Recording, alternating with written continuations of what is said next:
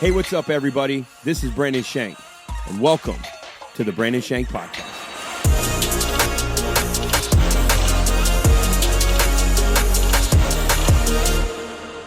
Hey, what's up, everybody? Welcome to the Brandon Shank Podcast. We're here live with you on this beautiful Wednesday in Virginia Beach. What's up, Corey? How you doing, man? What's up? Doing well, doing well. Well, I'd like to go over all the sports, the scores, the weekend. Baseball playoffs are among us. The Atlanta Braves, again, the NL East champions, which we're always excited to see. And they will probably win the World Series. Well, they will win the World Series. Why? I'm declaring it right now. But there are really no sports that went on this weekend because the only headlines you saw was Taylor Swift. Yeah, really. Went to the Chiefs game to watch Travis Kelce. I know. So, as much as I want to cover sports, I mean, I know, I looked in the articles, it's on everywhere. I mean, there's not a place you can go that isn't covering the fact that Taylor Swift went to a Travis Kelce game, a Chiefs game in Kansas City. Apparently, Travis Kelce, whenever Taylor Swift was at Arrowhead for her new Eras tour, he was trying to give her a friendship bracelet, which is what they do at Taylor Swift concerts. And he was trying to give her a bracelet with his number on it, but she wouldn't take it because she hasn't talked before or after concerts. So somehow they got connected. And she went to the game and celebrated with his family in the suite on Sunday. Then they went to a dinner afterwards. They rented out. The word on the street is that it was a nice restaurant, and everybody was sitting there, I guess, just a normal evening. And the waiters and waitresses came up to the parties and said, "Hey, your dinners are paid for, but you got to leave now." And so the word on the streets is that they paid for everybody's dinner, and they rented out the whole place and then had a throwdown after the game. I don't know how true it is. Yeah. But people are saying if you're one of those people in the restaurant and your dinner was paid for, and you knew that it was Taylor Swift that paid for it, that's the only story you have to tell the rest of your life. And my initial thought was, what if I went out with my wife and we were just at the beginning of our dinner and we're getting everything put in boxes and getting pushed out of a restaurant, Yeah. For sure. I'm on the other end of it of like, man, that's cool, but what if I had wanted this night with my wife? And you're like, well, you get free food and Taylor Swift paid for it. I'm like, no, she kicked me out of her restaurant. She paid for it, but I got booted, man. Yeah.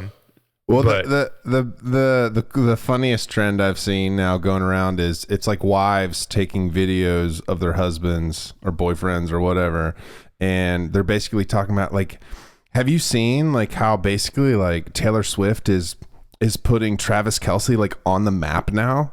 No one even knows who he is, and now that he's dating Taylor Swift, he's blowing up, and it's all these husbands and boyfriends fuming. They're like, "What are you talking about? He's a 2-time champion!" Yeah. They're all over the place right now. Well, anybody who's a sports fan knows that Travis Kelce is, in my opinion, the top tight end, maybe the top 2 or 3. I think he's the best tight end in the game of football. Yeah.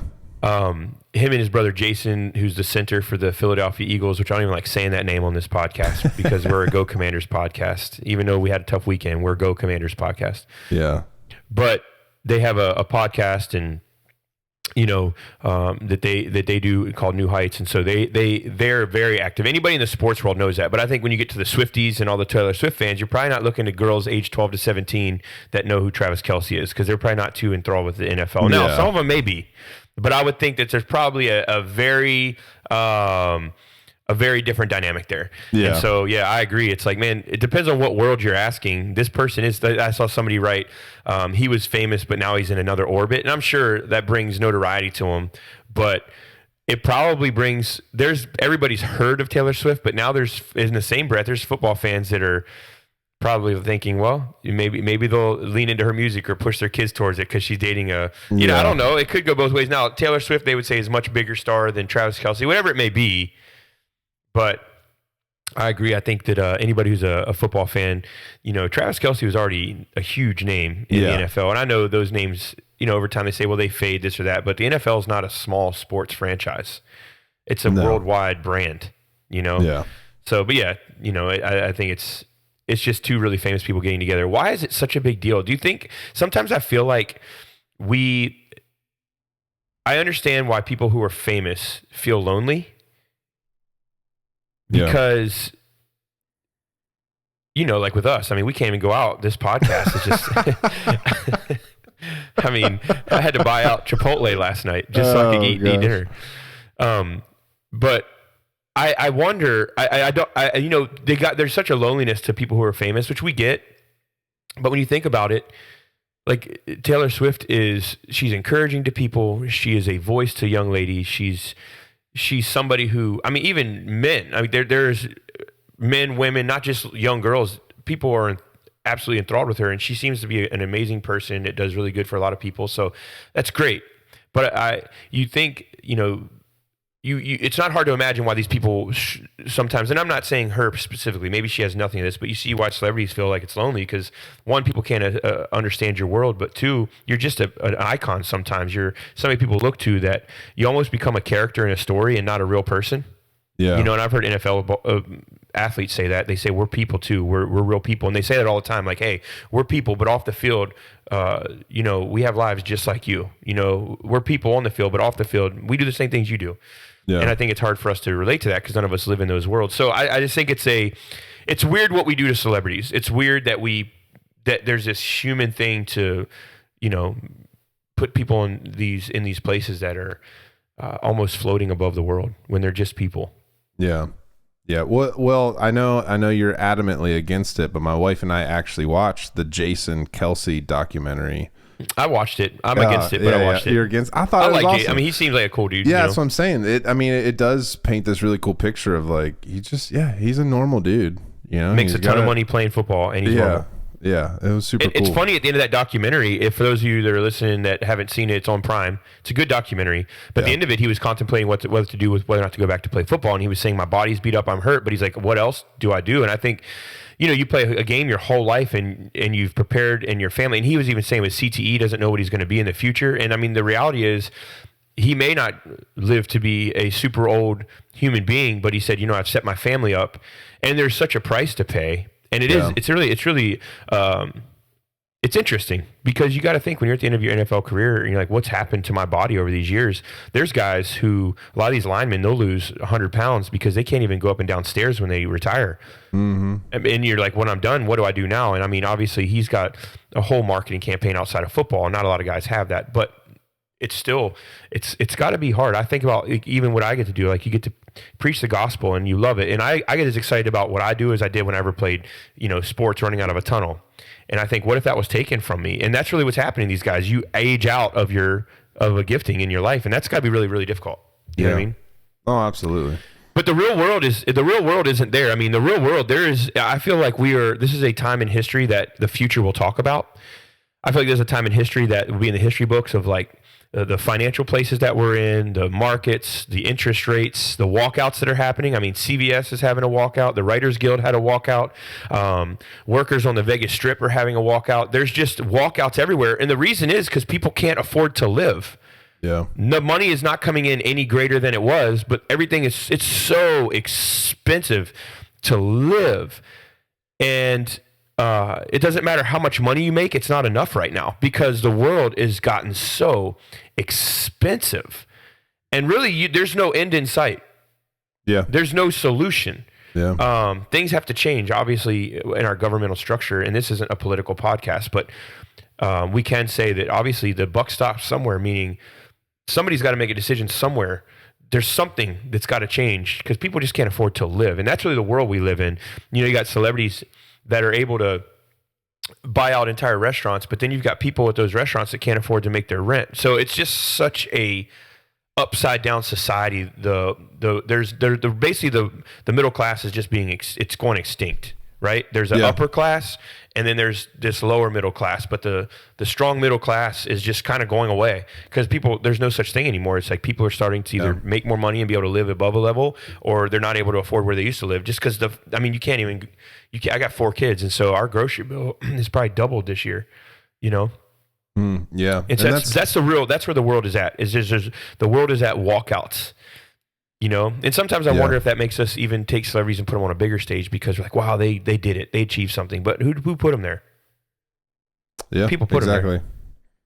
So I don't know. I think it's awesome that I love seeing people in their giftedness and their calling. But I think it's like, man, some people say, well, people should do this or do that. Some people didn't have the start other people had to. Period. It's just that clear. You know what I mean? Some people didn't have that start. And they've had to fight differently. And some people say, well, you put your mind to it, you always get. That's not the way. That's not reality. You can tell your kid, believe in it, it'll happen. That's not true. Yeah. That's not true. Yeah. You know what I mean? It's just not. I tell my boys, man, do what you got to do. Get educated. respect people and run towards what God has for your life. And I think that's the big thing is if God has it, it's going to happen. But it's not as easy as just saying, well, you just got to keep fighting for it. It'll eventually happen. That's just not true. Yeah. I fought 7 years to be an evangelist that traveled, and I want to do crusades in stadiums, arenas, convention centers. I wanted to travel on tour buses, and I wanted to go over the world preaching the gospel. And maybe down the road, God will have that. But I have that passion. When I got called into ministry, I got a picture of, for those who don't know, Billy Graham, one of the greatest evangelists of the 20th century, probably the greatest, would, preach to millions all over the world. And when God told me, when he called me into ministry, meaning like I was in my room in 7th grade, he said, that's what you're going to do with your life. He gave me that picture. And so I thought, well, this is what I want to do. And even now, like those types of environments I would love, but God hasn't called me. He's not allowed me to do that. It's not what he's asked me to do. So I could fight all I wanted. 7 years I dedicated my life to it. I had no money. Our house got foreclosed on in the process. I was doing everything I could, and it didn't happen. And you say, well, if you stuck with it, it obviously wasn't what he had after those seasons. I traveled and I preached, but what I'm doing now, like I have kids. I don't want to miss, if I was on the road all the time missing my children and what they're doing in their sports and what they're doing in their life, like Caden, if he's playing baseball tonight, he's in the drum line in his middle school. So they have a football game. I can't wait to go watch him. Yeah. I told him, I said, bro, don't trip and fall and get mud on your face and mess up the snare. Cause he's so pumped. But he said, man, last year, he said there was somebody who tripped and fell into the quads and they fell into the whole clarinet line. Oh gosh, like a domino effect. I said, man, don't be that guy. The bleachers are gonna be slippery tonight. It's raining out. But I wouldn't. You couldn't pay me enough to miss this. Yeah, you can't pay me enough. There's no way unless I die tonight before I get there. Yeah. So I'm so grateful because what I thought I wanted was not. Having kids, I could not picture my life being away from them all the time. It would drive me crazy. I get it. Yeah, I get it, man. It would drive me nuts. It's not fun for me. Yeah. I want to be where they're at. Absolutely. Yeah. You know what I mean? But anyway, so hey, something that was bothering me. Last night I saw a commercial for a thing called a drain weasel. All right. And when you see, it's basically this thing, you put down the drain and then you crank it and it has these little teeth on it. It's really a great design. Have you seen it? I don't think so, no. But I can picture it, yeah. It's like these replaceable little things. You put them down the drain, and then you crank it, and it has little teeth, and it just spins them around and pulls it out. And I'm like, well, that's brilliant. Yeah. The problem was on the commercial, it wasn't like a graphic that they created. They were really pulling stuff out of drains in the commercial. Globs of hair with all kinds of goo in them. And I'm sitting there, like, why am I feeling a certain emotion right now watching this commercial? I was disgusted. And it takes a lot to disgust me. But my thought was, I understand the concept. And so does everybody else. Why couldn't we have cartooned this or made some kind of graphic? But yet they were going down into people's drains and I was dreading like, oh no. And they pull up this big long gob of dripping wet hair. And I'm thinking, oh my gosh, like this commercial needs to have a rating on it. Like viewer discretion is advised. I was perturbed at how violated I felt watching that commercial. I'm sure the product's great, but I could not believe what I was seeing. Maybe I'm just a little bit too, maybe it's one of those things for me. I don't know. I dare say probably my favorite YouTube video of all time. And I literally just pulled it up to make sure. So it's literally this dad and he's trying to explain how to clean out your shower drain. And so he's shooting this like how-to YouTube video. And this was, gosh, years and years and years and years ago. But as soon as he lifts up the drain, as soon as he sees the hair, he goes, he starts gagging. And he never stops the video. For the rest of the video is him just uncontrollably gagging. He's like, oh, the smell. Oh. He's like, he has a plastic bag trying to rip the hair off and he can't rip. He's using all of his strength and he can't rip the hair off. And he's just gagging over and over and over again. Everybody has their thing, but I don't know what it is with hair in a drain that gets me. Oh, it's disgusting. I'm talking about it now and I'm feeling numb chin. I'm feeling the spit build up in the back of my mouth, my chin going numb. Yeah. Like I'm mentally having to prepare to get through this podcast. I feel disgusting right now. Yeah. And it smells horrible. Ugh. Yeah. That made me feel a little better just simulating it. I'll send you the video later. No, I'm good, bro. Thank you. All right, you asked for it. Oh, gosh.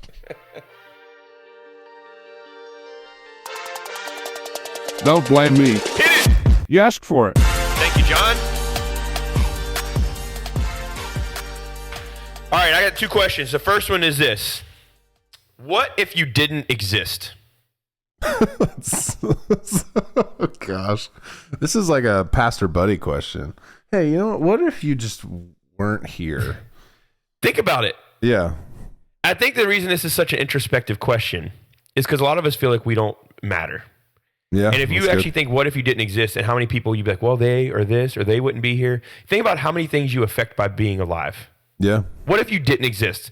And I think for me, I'm like, well, what wouldn't be happening or what changes wouldn't be there? It just makes me want to be more. It makes me want to do more and help more people.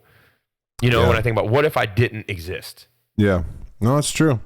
Then we get in the butterfly effect and all that kind of stuff. Yeah. How many really? generations behind you? How many history books would be changed if you weren't there?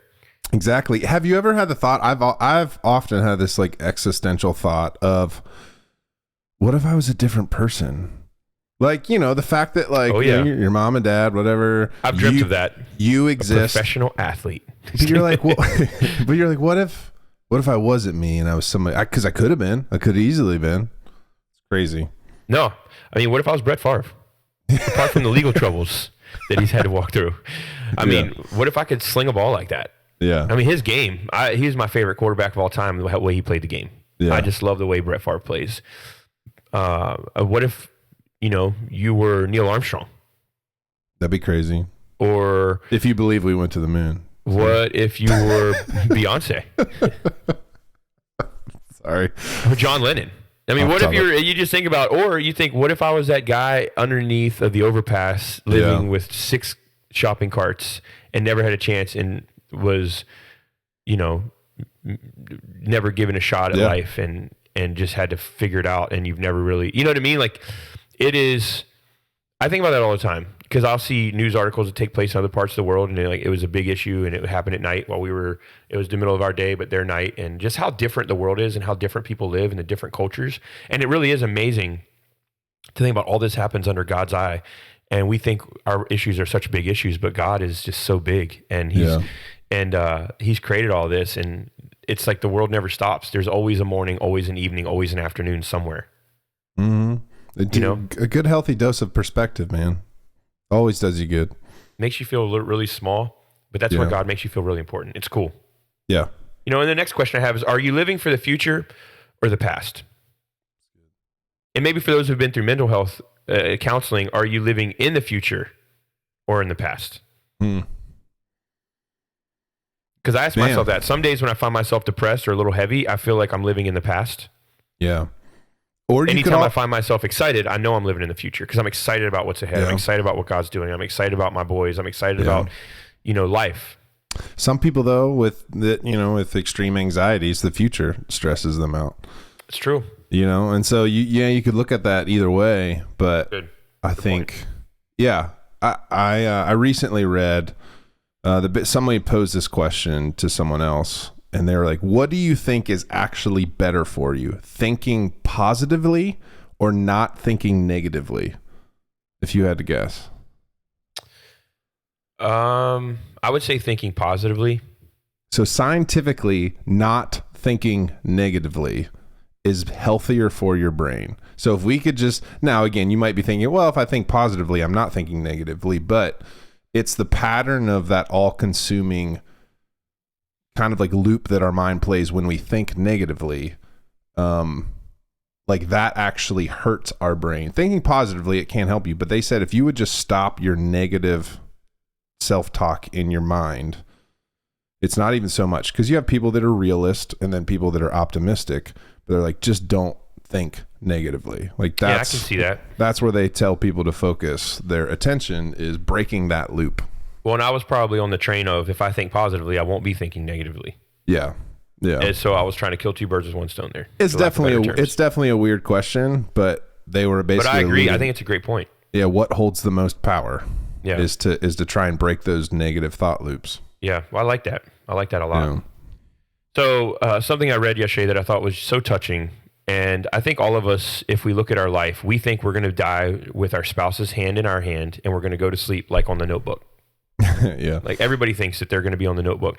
Nobody thinks they're going to die tragically. Nobody thinks that their spouse is going to die tragically, and they're going to get married 2 or 3 times to different spouses that continue to die. Like we don't think about life like this. Yeah. Everybody has a story in life. You're going to have a great marriage, a great family. You're going to die old and holding on to one another and go into eternity where you're going to meet Jesus. And if you don't believe in Jesus, I hope that you would.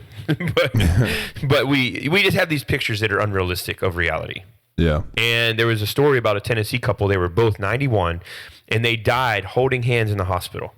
Oh, jeez. Like the gentleman had, I guess, some type of dementia or Alzheimer's and had been moved into a care facility. So they lived in a retirement community that was, in a part of that retirement community that was specialized for people with dementia, Alzheimer's. I don't remember exactly what it was, but one of those.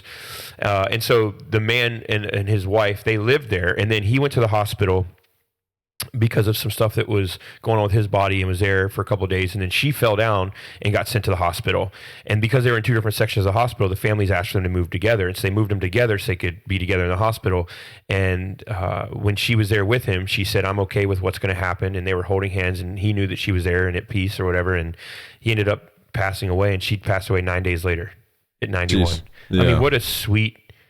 And I think I just turned 41, and it's for whatever reason, I feel, you feel like, you know, God willing, I live to be 91. I'm not even halfway done my life, but you start to really think about the end. Yeah. You know what I mean? And what that looks like. And I think for a lot of people, you know, it's sad when you think you're 91 and you got your family, your grandkids, your great grandkids, whatever. Like it's going to end someday, but you just think about staying there with holding your wife's hand, all the great memories you have and all the things you do together. And you're like, we can live another 9 years, make it to 100 and, you know, continue to watch The Price is Right every morning or whatever it is you do when you're 90. I don't know. My wife does that now. What are you talking about? But I'm saying, you know, you just hang out, do your thing. Yeah. So I don't know, man. It's just, man, all these existential questions you're bringing today, dude. Dude, I just feel like I got deep today. You're just I got deep fast. Everybody's thinking about their life now. It's like a pool full of Jello. You jump in, you can't get out. You have to eat your way out of that thing. I just need to like go outside tonight and stare at the moon for a while and contemplate the stars and contemplate everything. No, my wife loves the moon and stars. So does Caden. They're all in it. I mean, who doesn't? Like, that's why I love camping. You go out, it's a dark sky with deep stars. There's nothing better. Just stars as far as you can see. It's unbelievable. I mean, what better place to think, right? Good point. Yeah. So they say millions of people right now are staying home and cleaning and as their idea of a good time. Staying home and cleaning? As their idea of a good time. Yes, sir. Man, we're there now, huh? They say that it's because there's a new breed of Gen Zs that this is the new going out. Because when they do it, they feel so like accomplished and relieved and like things have gotten done and they're excited about the different cleaning methods. And one of the cleaning methods was people were using apple juice to clean their floor. And one of the ladies who's like apparently like an expert on this, she goes, well, you get what you deserve. Lots of ants. Oh, geez. If you use apple juice to clean your floor. Yeah, really. But I love how we find new ways to do old things. But I think it's just like people, I don't know, man. Can I tell you what my perspective is on some of this? I think some people just legitimately love cleaning as a hobby. It's like their thing. Yeah. But I'll tell you this. I think people are searching. I think we're in a time and area of our world, people are searching. Yeah. And I think anytime we feel accomplished or like there's something that's taken off of our plate, as much as we may or may not enjoy it, it's a little bit of air that comes out of the stress balloon for us. Mm-hmm. So I think again, we're in the pool full of Jello. Yeah. I mean, some people legitimately just like cleaning and staying home. I get it. That's your hobby. Please come to my house. I would love for you to use your hobby in my home. But, and my wife, you know, she cleans all the time. We got 4 kids. You got a house you got to take care of. She's constantly, we're always all cleaning. But I think there is a connection here where things that we accomplish actually make us enjoy life more because there's less on the task list. My wife will always tell me, you're about big tasks. And once your tasks are done, you feel, you know, like you accomplished something. For instance, we're moving. And so I took the trampoline down. I took all of our outdoor lighting down. And my goal on Sunday was to get the pool table and all of our outdoor stuff done. I got all my outdoor stuff done on Monday. I took the pool table apart on Sunday. So I felt like I kicked my feet up. I was watching football Monday. I said, man, I just feel so good. Everything is done. And she said, your stuff is done. The stuff you put your mind to. She goes, this whole house needs packed.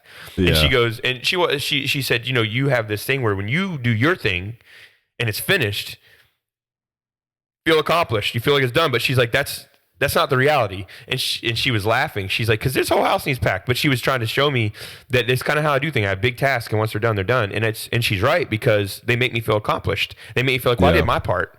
But there's a whole house to be packed. That was just a part of what I had to do. And it was the big projects that I was dreading because they just take a long time.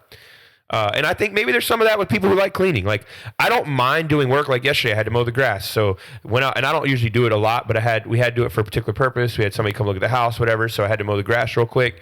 I did it because I knew it needed done, but I felt really accomplished. I would never mow the grass at 8:30 on a regular morning, but I felt so accomplished. Like, yeah, it got done. So the whole day I felt like I had achieved something because I mowed the grass, something I hate to do. So I'm curious if that's a part of this. I know that TikTok is big and Instagram is big and these social media outlets are big with people cleaning. So I'm just curious if maybe there's something here. Just saying.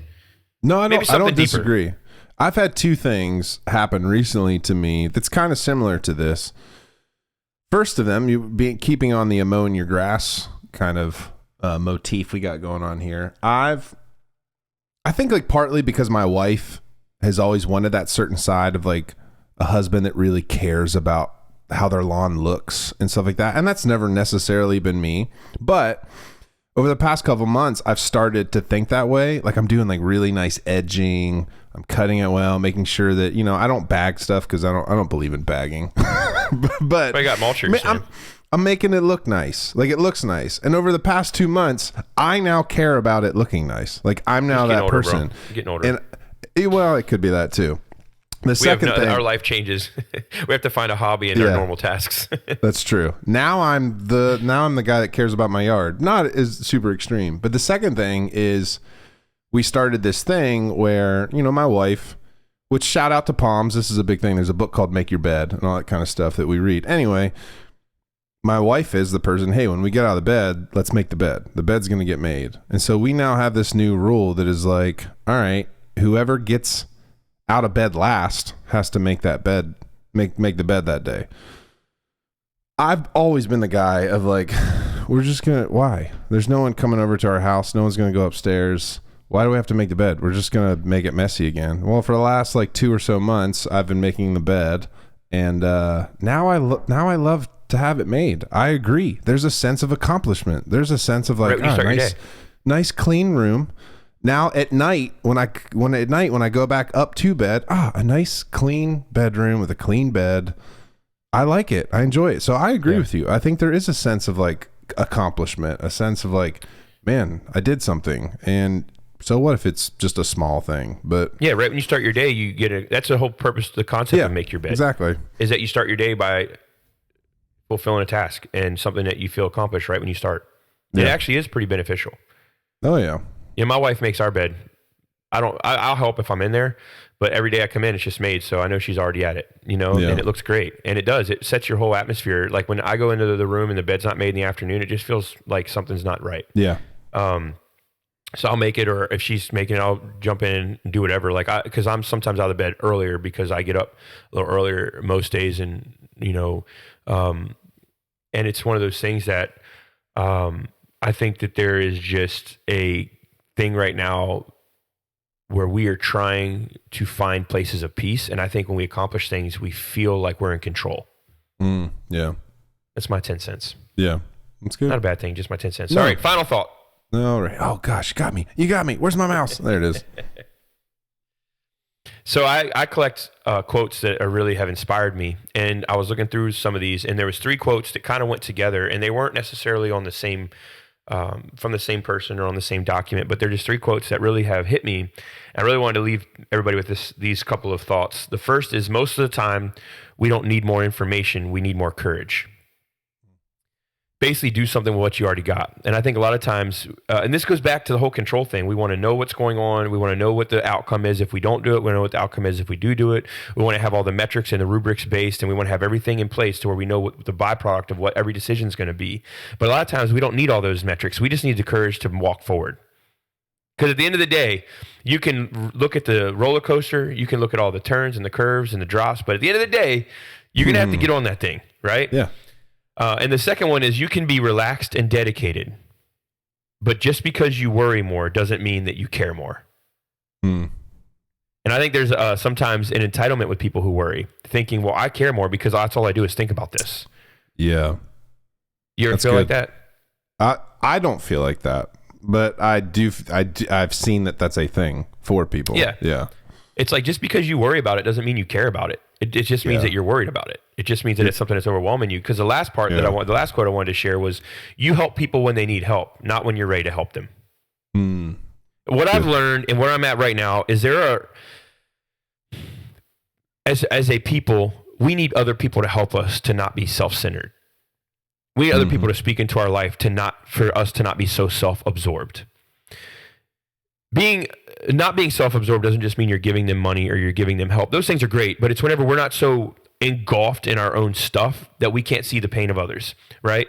You're going through your own thing, and so you don't even ask somebody else how they're doing and genuinely ask, because they're going through something really tough in their life. And so I think that most of the time we don't need more information, we need courage, so move. You can be relaxed and dedicated, but just because you worry more doesn't mean that you care more. So the entitlement is out the window. Don't use a anxiety or a fear as an entitlement because it's something that you're struggling with. And then you help people when they need help, not when you're ready to help them, meaning let's be attentive to what's going on around us. Let's look at where people are at and let's see. Just like the world is raving about Travis Kelce and Taylor Swift, and it's great. It's great. I'm good for both of them. I hope they find true love, and I hope that it's something that works. And I hope that for everybody. They're human beings that have innate needs and desires just like us. But then there's people doing walkouts because people can't afford to live. People that have jobs, not people that are refusing to work or people that are working for just low wages. These are people that are professionals in organizations that are not able to make a living. Some of them are probably very educated that can't afford to live based on what they're being paid by professions, not just jobs. These are professions that can't afford to pay people a living. So the world is in such a cataclysmic pace and attempt at a train wreck, honestly. We're headed for a brick wall unless something changes, because there's such an upside down mentality here. But I think that's why we can't help people when we're ready to help them and when we have the finances and when we have the time. It's like we got to help them when we see the need. And I don't know, it's just, today is just, I have been introspective and I have thought a lot about how do we get outside of our box and see people where they're at and not where we want them to be or where we think they're at. How do we actually take our eyes off ourselves and our needs? But we are in a society right now where people are so overwhelmed with taking care of themselves that we don't see other people. You'll hear good stories every now and then and all these things, but let's be honest, firefighters, volunteer or paid, their job is to help people. Policemen, they're paid to help people. It's their job, right? Yeah. And we celebrate these people, as we should, because they have given their life to sacrificial help for the community, period, in whatever context. But we celebrate all those. But a lot of those guys, and I mean, there's volunteer fire departments. I'm not taking anything from that. I'm just saying, what about all of us who aren't paid to do things in the community, that do things in the community, that actually see the needs of people and help them without it being something we have a call come in and we go on our, and I'm not taking anything from that. But I'm saying we celebrate all these people who serve our community, as we should. They're public servants. But what about all those people who aren't paid to be public servants or aren't wearing a badge that says they're a volunteer firefighter or a volunteer, whatever, fill in the blank, but just humans that, as us, we see the public and we see the needs and we do everything we can to help. You know what I mean? Mm-hmm.